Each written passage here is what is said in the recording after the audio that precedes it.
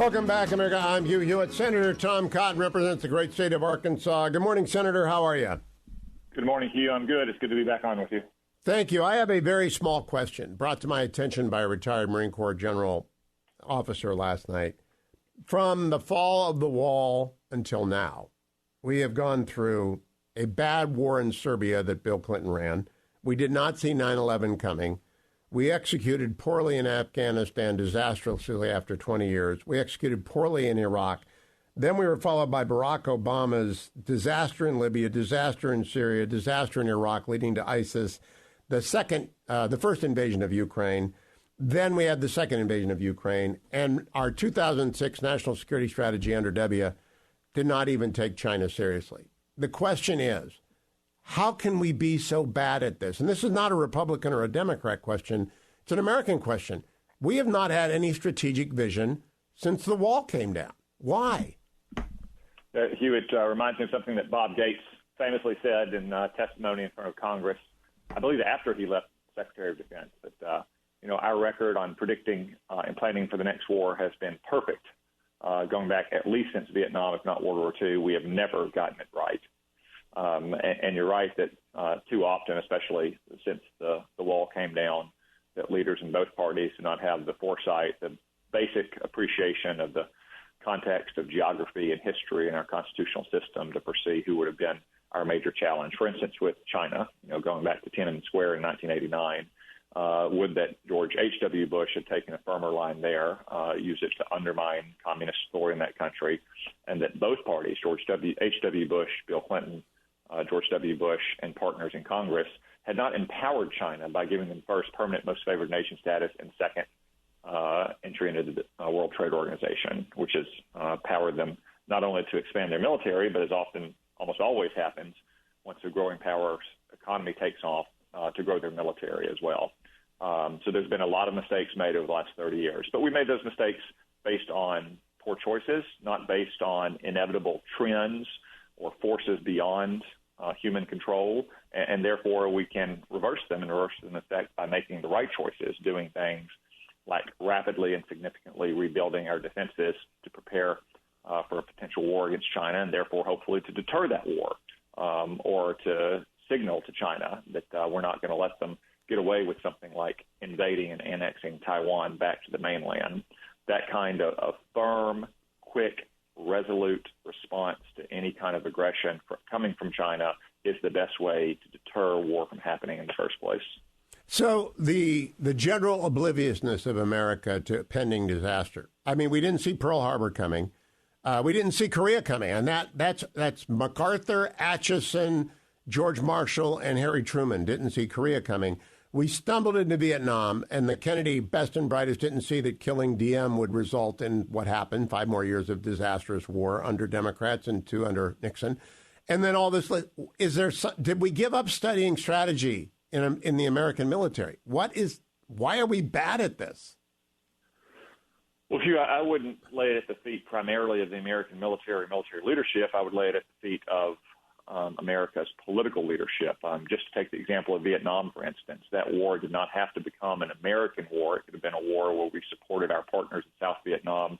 John F. Kennedy made 2 key mistakes early in the war. You cited one of them, allowing them to be overthrown and assassinated. He was certainly not a member of the Little Sisters of the Poor, but he was pro-American, and he was the best leader South Vietnam had against communist aggression. But second, he also enabled what became the Ho Chi Minh Trail by being so soft with Russia and North Vietnam and Laos early in his presidency.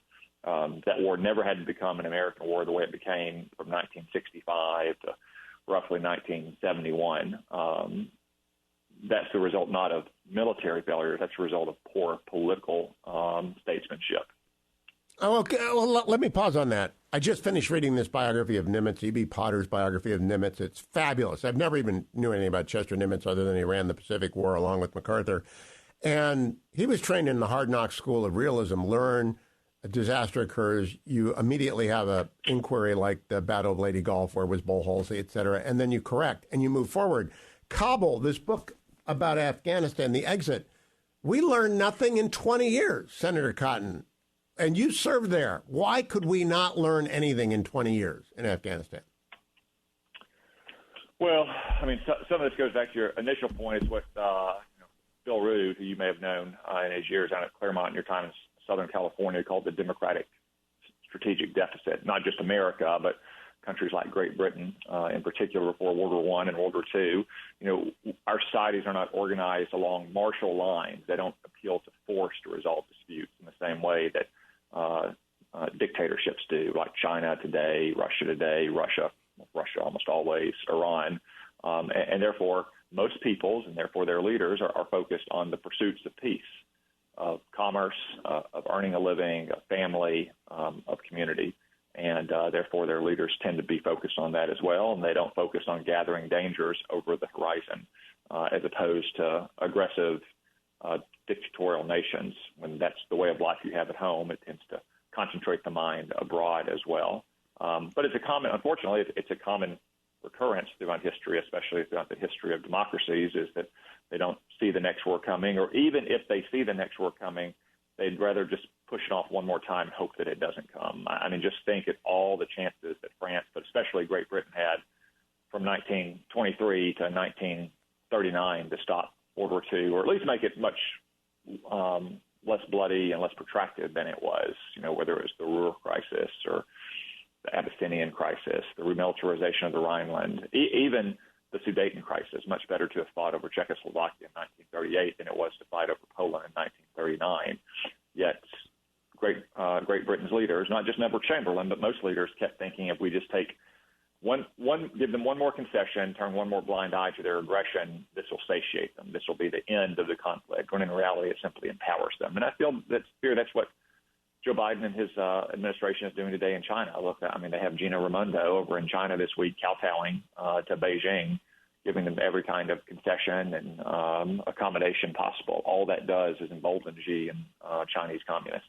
Now, with that long runway, I want to turn to the debate on Wednesday night. I know you're not aligned with anyone. You're not endorsing anyone. You're following the race closely and offering advice, and I'm sure you'll send a copy of Only the Strong to every candidate who requests it. Probably autograph it for him, underline it for him. That's the Tom Cotton's book on defense. What did you make of that debate, and in particular, the first question about the song Rich Men North of Richmond would have allowed a candidate to go anywhere? Nobody went to Afghanistan. Nobody talked about the second anniversary of the collapse at all. I mean, it was kind of remarkable for 2 hours that no Republican brought up Joe Biden much. Well, Hugh, first off, I'll confess that I had the split screen on with the Red Sox Astros, and I had a little bit more attention on the Red Sox Astros than I did on the debate. But I thought all the candidates there would do a much better job than Joe Biden. I thought, in particular, Ron DeSantis, Nikki Haley, Tim Scott, Mike Pence, leaders that I know well and have worked with, did a good job of laying out, what is America's national security interest and why we do the things we do. And as you point out, that song, which is kind of an unexpected lead-in to the debate, could be seen not just in terms of economic or domestic policy, of what bad trade policy has done to working-class manufacturing jobs, but also what it means for national security. It is the working men and women of America and their children who, by and large, are cashing the checks that elites in Washington and New York are writing when it comes to national security. Not to say that some of those people don't have sons and daughters who join the military. I know they do. But by and large, it's folks from working class communities, oftentimes the sons, daughters, or grandsons and granddaughters of veterans themselves, who are cashing the checks that our leaders are writing, and that we should be more hard-nosed and clear-eyed about exactly why we do the things we do. So, for instance, to talk about Ukraine, I think it's very important to do what Joe Biden never does, which is explain why we support Ukraine for our interests. We're not doing this because it's a charity case. We do it because it's good for America. It's like Ronald Reagan. Why did Ronald Reagan champion the cause of solidarity in Poland or champion the Contras in Nicaragua? Yes, he esteemed them and admired their fight for freedom against communist repression, but he didn't do it just for that reason or primarily for that reason. He did it because it advanced America's interest to undermine communist regimes in those countries. And just like today, we can admire and respect the brave Ukrainians who have fought against such difficult odds, but we're doing this because it's in America's interest, not because it's a charity case for them. Do you believe that it's always too little, too late with Team Biden? Because right now the Ukrainians have had a breakthrough in the southern part of the front, but not all the way through to the Sea of Azov. They don't need to get all the way to the Sea of Azov, actually, but they're making progress. They don't have any F-16s. If we'd given them the F-16s a year and a half ago, they'd know how to use them right now in support of their ground advance. Are they ever going to change in the Biden administration? They've certainly given too little, and they've certainly done it too late. I hope it's not actually too little, too late, because that would mean that Ukraine doesn't have a chance to succeed in the defense of its land against this war of unprovoked aggression by Russia. But you're no doubt right, as we've said many times over the last 2 years, Hugh, going back to before the war started, that President Biden was too timid and weak and scared to do what he should have done, which is give Ukraine exactly what they needed to stop the invasion in the first place, or to, in the early days of the war, to give Ukraine all they needed to stop the invasion from going as far as it did. So, for instance, in the early days of the war, it was the Battle of Kyiv, and the Ukrainians were very effective in bogging down Russian columns of armor coming out of Belarus and stopping that invasion. It was clear once that invasion was slowed down that Russia would shift to the east and engage more traditional armored warfare. What didn't we do? We didn't rush to them more anti-tank weapons, long-range munitions, cluster munitions, tanks and armored personnel carriers, or aircraft that could be used to stop that invasion. It was a day late and a dollar short. Therefore, the invasion was more successful than it might have been. Look what we did last winter. Again, we slowly delivered the aid they need. We allowed Russia to consolidate its position, to dig in, to lay minefields, to lay other kinds of defenses. If Ukraine had had everything it needed when it needed it, their offensive could have started months ago before Russia had a chance to dig in and solidify its position. And now you have in the media, a bunch of Biden administration officials, sniping on background that Ukraine is not fighting the kind of war we would fight, so-called what we call combined arms warfare of infantry maneuver forces plus armor columns plus artillery. Well, one of the reasons they're not doing that to you is that we only do that when we've established air superiority. Exactly. I love that. Thank you. We're out of time, Senator, but thank you for bringing that up. You can't do combined arms without controlling the skies. Bingo. End of story. Senator Cotton, always refreshing to have you. Thank you.